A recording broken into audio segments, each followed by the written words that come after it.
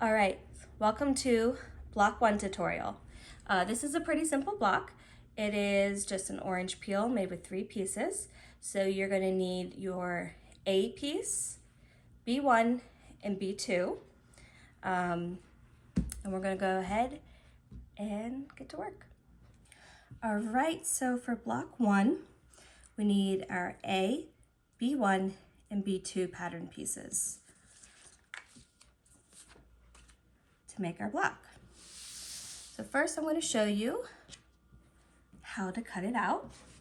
So I'm pulling out page 2 of the pattern. And if we look at page 2, so we're going to look at how to read our color charts here, our piecing charts. These are our colors and these are our pattern pieces. So for this block, I'm going to make a 1A block. I need to do a cutout B2 in color 3, B1 in color 2, and A in color 1. So I'm gonna get my pieces ready, and then for B1 I'm doing color 2, and for B2 I'm doing color 3. Ooh, this is gonna be a nice warm block. Okay.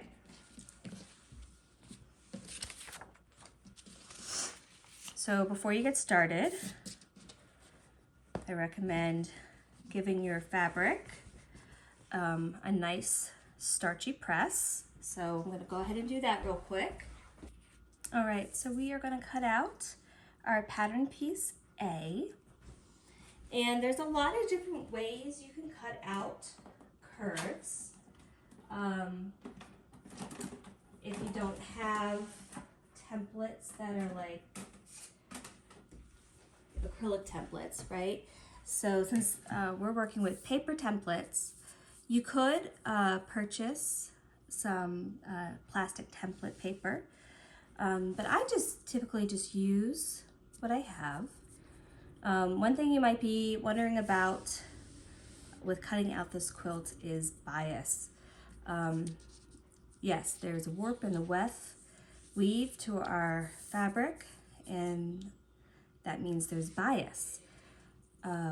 With this quilt though, because there's so much curves and the bias actually kind of works in our favor for making it easier to curve around each piece.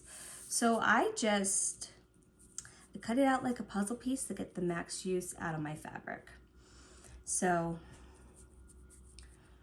for myself, I just lay my template out on my fabric, and I just move slow, holding pressure down towards the edge as I cut.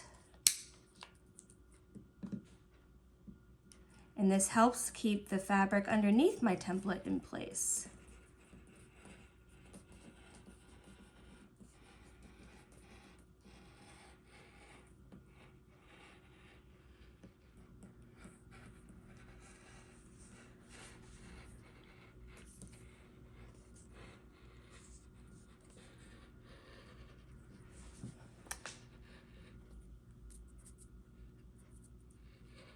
If you are using a paper copy of the pattern instead of a PDF copy, I would recommend making copies of your templates just in case you cut into them.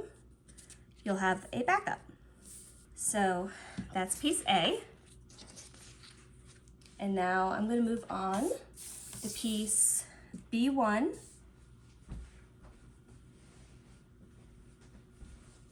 So my tip, when I am cutting these B1 and B2 pieces out of like fat quarters,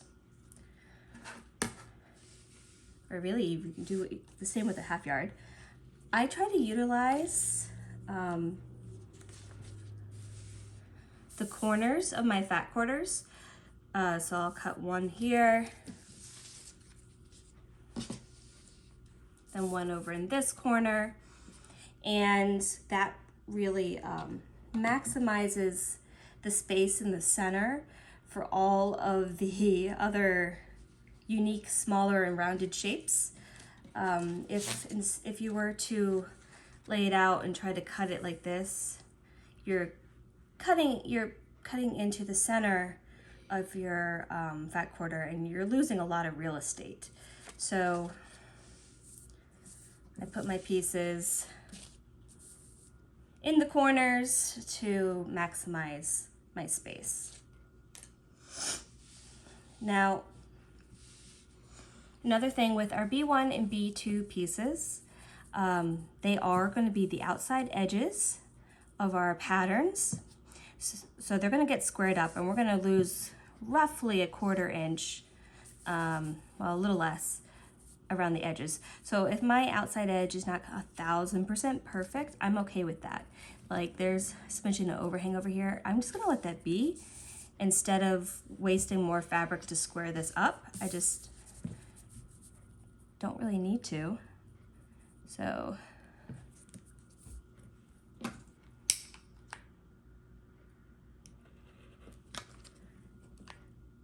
I'm holding my template down.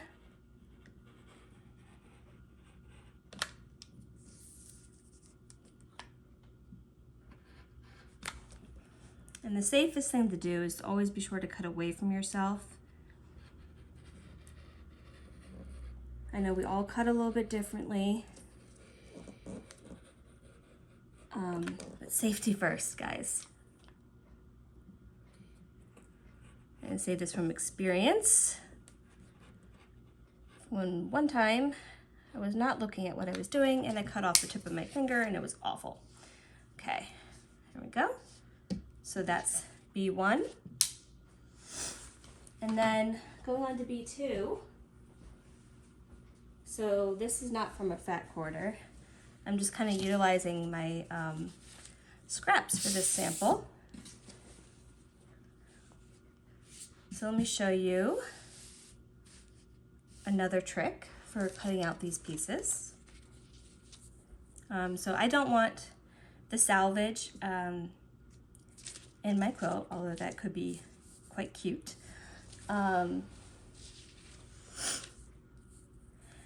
So I'm gonna, like I said, I don't really care about this outside edge being perfect.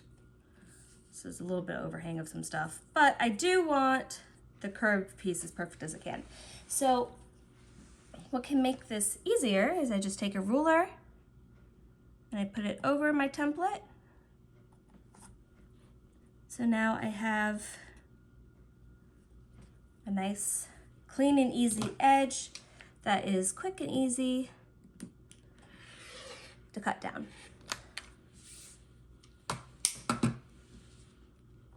And I even could have like placed it on here so I could have got a nice easy clean cut there too. All right, lining everything back up.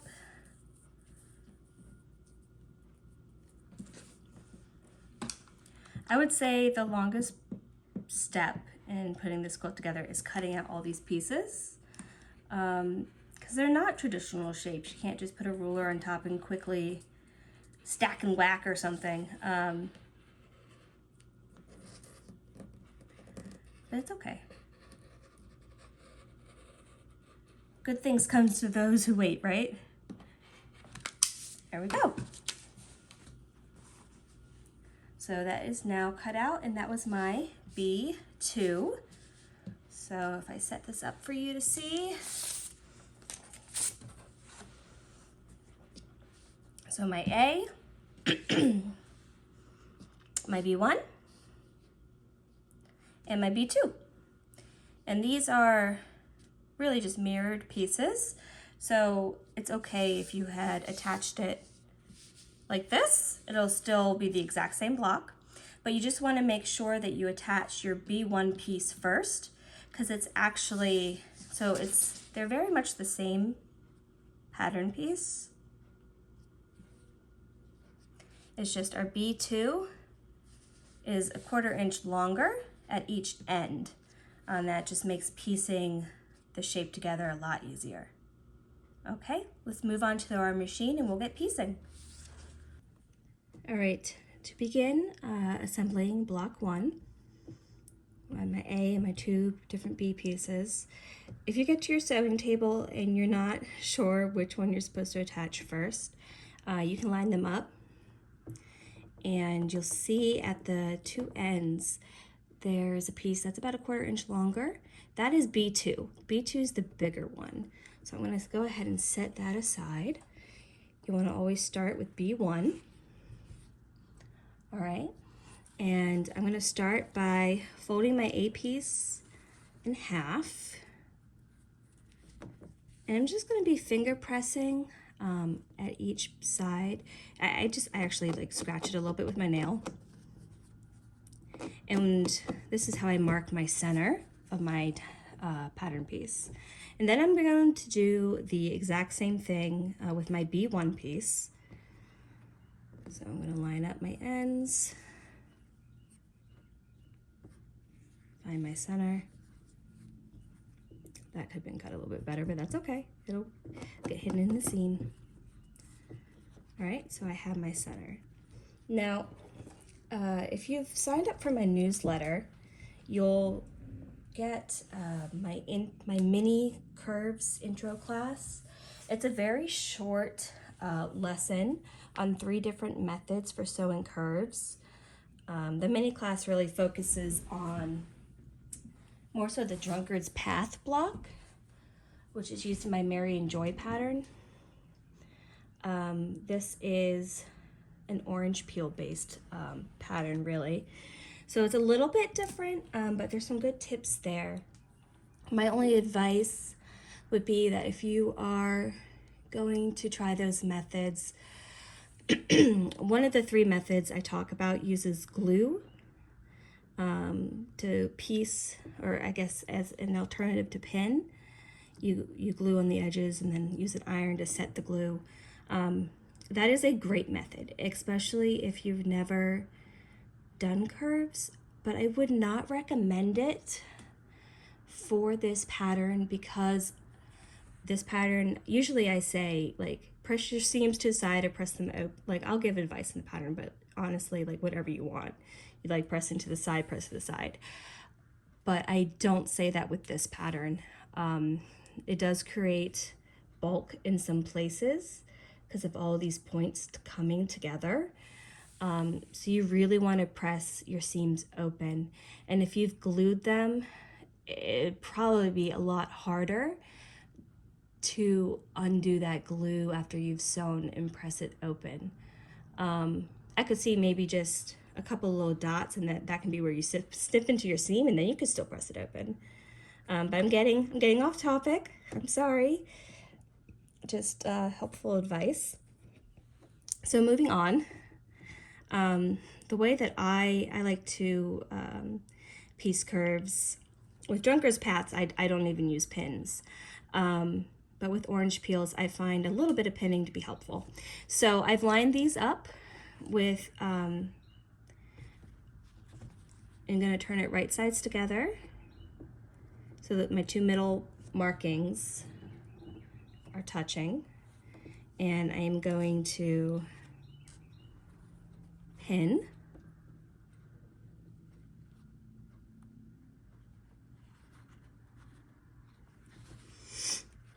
And then I'm going to line up. So this piece goes on this curve here. I'm going to line this up here. Now what I like to do, and I guess it's really an optional step, but what I like to do is I walk it back. And what that means is I'm lining up my raw edges and just kind of holding it in place with my fingers to just see how it's all going to line up. And it's going to line up pretty perfectly. That's just, I guess, like a sanity check for me, but I think it helps kind of pre-prep the fabric to know how I'm going to want it to bend. and I think it just makes starting a little easier for me. So you'll see me do my walk it back method on all my pieces, or at least most of them. So I do use a pin at the beginning. I don't bother at the end, just the middle and at the beginning, just because it holds the angle. I want to start off nice. Otherwise I find I keep fidgeting with it. So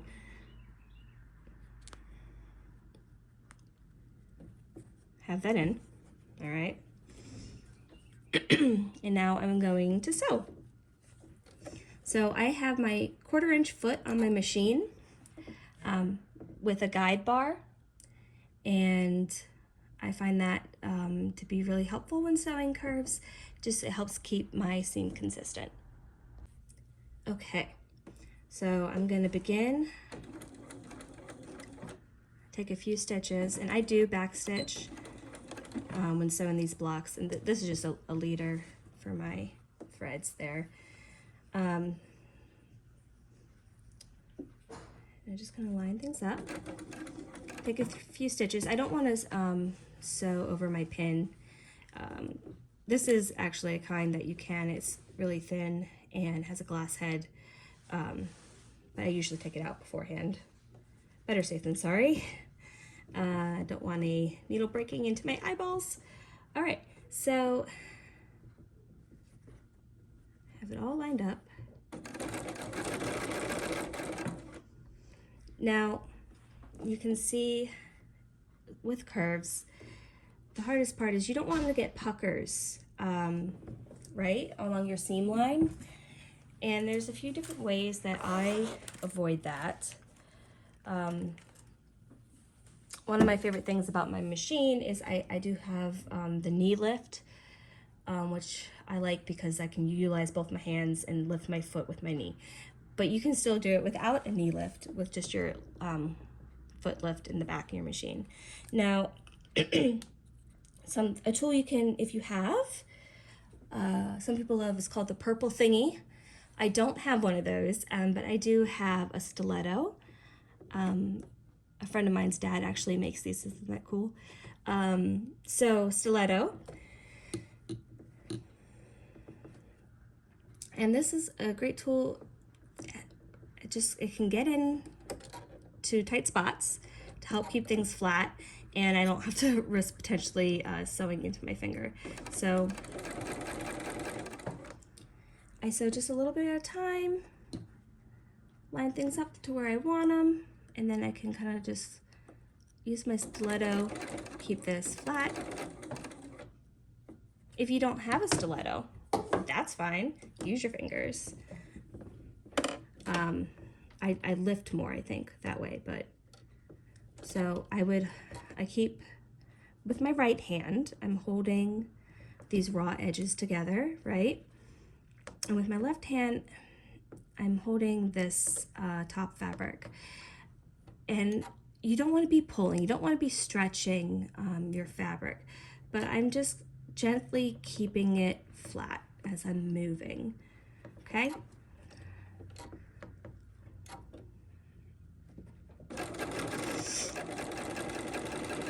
Goes a little faster than with the stiletto.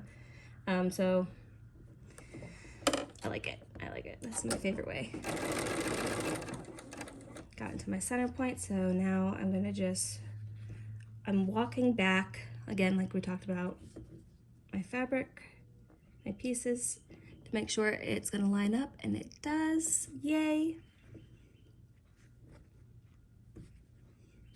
You don't want to be stretching and pulling the pieces. That's why it was important that we starched beforehand, and we're not over handling our pieces in between working with them.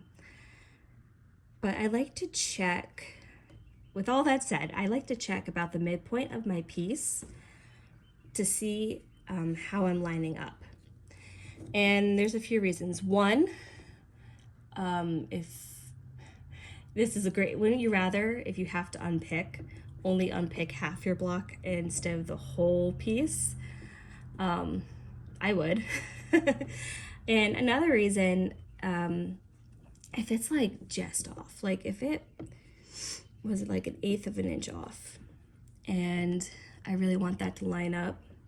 You can gently tug on your piece and get it to fit. I would just make sure you avoid over tugging, because if your pieces, you might be able to get it to fit and it looks good, but when you go and press it, if especially if an outside piece to the block is stretched, your inside pieces will almost pucker up and not lay flat with your block. So if you're having that problem, it's because you're stretching your piece too much, and it's just not fitting inside the seams very well anymore, and it's making it tight on the edges. So that is my tip for that. So we're going to continue on.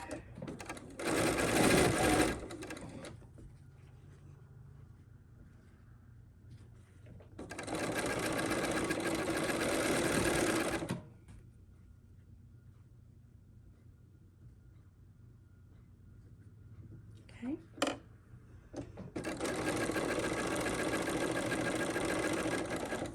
I'm almost at my end, and the back stitching. It is important, so maybe you do want a pin for your end bits, because it is important that you get that angle to be right at this part. So I probably will unpick this a little bit and restitch to get that angle going this way. And it's such a small deal, but when it comes to squaring up the blocks, and when we go and we attach, it might not actually make a big deal in this one, but in other blocks, when you go and attach another piece, like there's one block where it is a seam like this, and then you attach a piece on top, and it won't line up right. So actually, I'll probably leave it for this one because that'll get trimmed off anyways. But for squaring up reasons, it'll be easier for you. Sorry, too wordy, huh? Okay. So next I'm going to go and snip into my seam. If you haven't watched it yet, I have a whole video on how I do this for the different curves.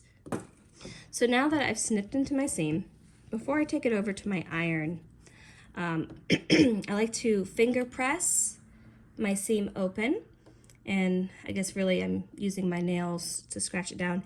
And when I'm doing this, I'm not just kind of opening and pressing. My secret to get a really flat block is I'm gonna hold these two gently taut. So I'm not stretching, I'm not pulling, but I want to get this as flat as I can. And I give it just a little scratch on top. Okay, and again, and I just use, I guess, well, I use a finger from each hand, and I just gently slide out. Use my pointer fingers to open it up and give it a little scratch. And I just go all the way around doing this.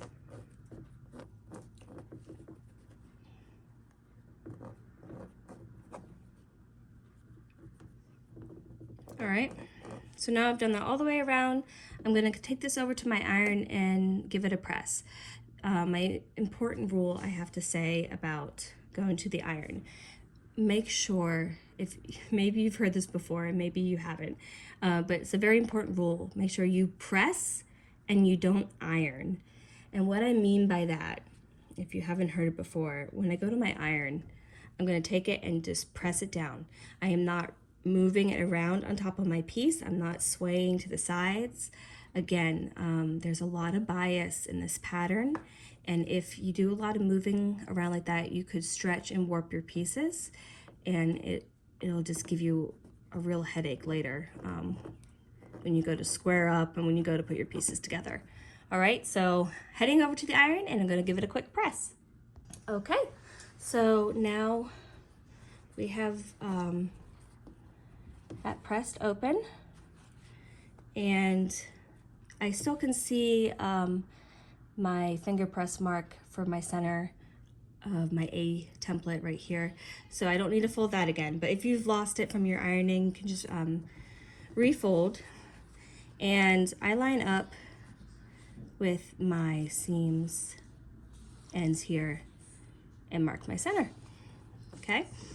All right, so now I have my pattern piece B2, and I am going to fold it in half, matching up these ends, and finger pressing / scratching for my center. Okay, so those now line up. I am going to put my fabric's right sides together, lining up my center markings, and pin.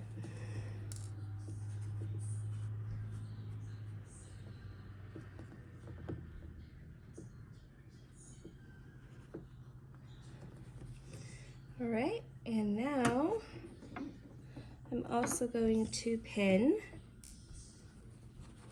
at the start of my block. So I'm lining up the end here with both the side and both sides of my bottom piece there. And I'm going to pin. And I'm actually going to grab one more pin to put at the other end.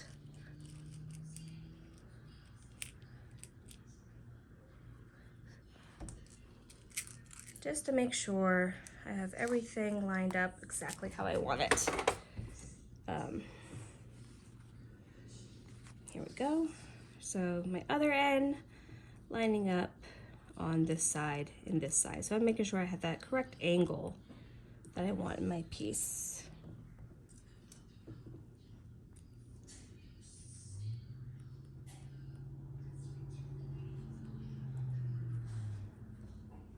Okay.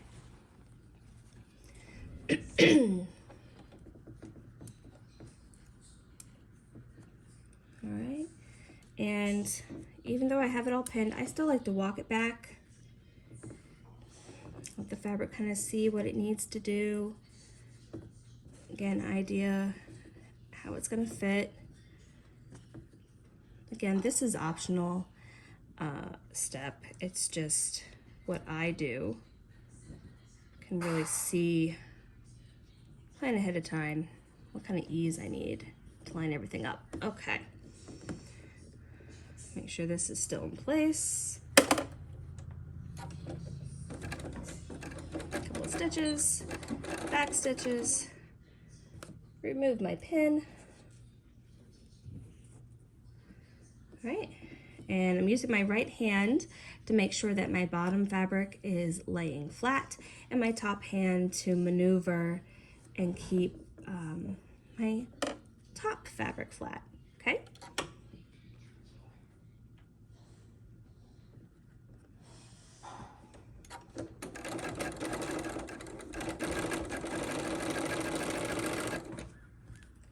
Right, and then we're just gonna keep working, just moving slowly, walking it back to see how everything can line up really nice and smooth.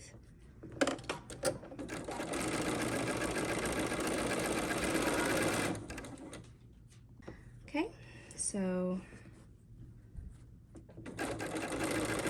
got into my center. I'll remove my pin. And again, I know I already have this pinned out, but I like to take a moment and walk it back. And it looks great. All right. Using my left hand to make sure everything is laying smooth and flat with my B2 pattern piece.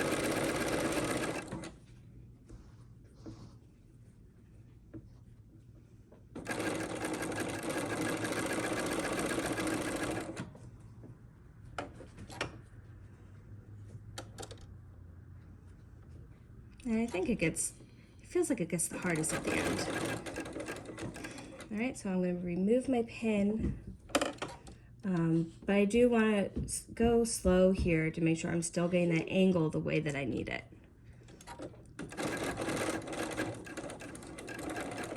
and backstitch. All right, so I've gone ahead and I've snipped into my seam. Again, if you're not sure about how to do that, go back to the tutorial page and I have a video there on that whole process. And I am finger pressing / finger scratching my seams open while holding these pieces out slightly taut. Again, I don't want to stretch them, I don't want to pull them, it's just ever so slightly taut. And it can be tempting at these ends because they're starting to build bulk, right? It can be tempting to leave it flat, like so. It would press out fine, it would press out pretty, but you will have to worry about bulk later on when we're bringing more pieces together. So to avoid that, I'm still going to press this open, and that'll help take the bulk a little bit away from my seam and more into the center of my block. So that way later on, when I go to attach a piece, the majority of my bulk will be out of that seam, as much as it can anyways. All right, so I am going to take this over to my iron and press, not iron, this seam open, and we'll move on to the next step. All right, so I wish I had a 7.5 inch square ruler, but I do not. So I am using this 10-inch square ruler. And what I'm going to do, if you look in this top right corner, I have this 1/4 inch square, right? It is sitting right on top of this seam line, and it's a 1/4 inch out from this seam line, okay? So I've lined that up. Okay, so now that we've perfectly lined up our top right corner, we're gonna line up our bottom left. So this block I'm squaring up to 7.5 inches. So if I draw my line out here, currently it's a little high. I need to line it up right there.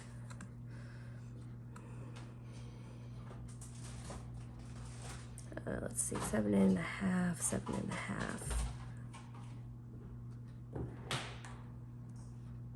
There we go. So now, so this is my 7.5 inch line in here. So now this is a perfect 1/4 inch square in the bottom left corner, and I've still remained my perfect 1/4 inch square in my top right corner. All right, so we're gonna trim off these sides. And now I'm gonna lift my box, my ruler, and I've rotated my block, and if I line this up on the 7.5 inch square markings,